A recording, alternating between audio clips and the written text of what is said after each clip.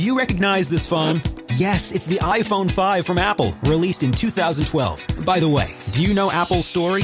More than 35 years ago, two friends, Steve and Steve, founded their company, Apple Computer. Their objective? To sell computers on the mass market. The Apple I was born from their garage depths and allowed them to earn their first salary, $250 little dollars each. A first try that quickly becomes a master stroke with the Apple II, which will be sold at 2 million pieces. A good reason to worry IBM, back then the leader on the market. The Duet tries to distinguish itself from the others, showing a modern image close to the people, and it tries to put some color into this bleak universe. And it works! The 80s begin very well. Apple sells more than 4 million shares during its entry into Wall Street, and surfs on the wave of success. In spite of some wrong notes like the Apple Lisa, the company was the youngest one to rank on the Fortune 500, and offers to itself a huge advertisement stunt during the Super Bowl final in 1984. Apple announces to the whole world the birth of the Macintosh, even before the distribution of the Mac Plus. Both of the Apple historic founders, Steve Wozniak and Steve Jobs, moved on. Jobs was even driven to do it,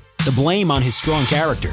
The company, managed by the ancient boss of Pepsi, focuses his attention and efforts in the development of tools specialized in graphics and publication mass marketing. Always avant-garde, the brand with the Apple even creates the first laptop, but which weighs 7 kilos. A disadvantage quickly corrected, since 2 years later, the PowerBook arrives with its 2.5 kilos. And the innovations keep on. Riddle, I fit in a hand, iMobile, Tactile, who am I? The Newton.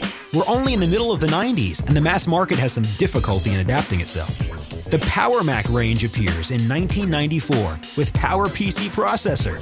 In 1998, back in Apple since a few months, Steve Jobs announces the iMac. Death of the player, birth of the USB ports. It's a first, with which announces the Internet era. The 90s highlighted the strong comeback of Apple beyond the personal computer. In autumn 2001, Apple launches on the market its own musical player, iPod, and its platform iTunes.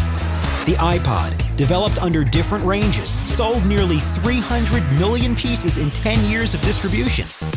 But the big revolution of Steve Jobs appeared in 2007 with the iPhone.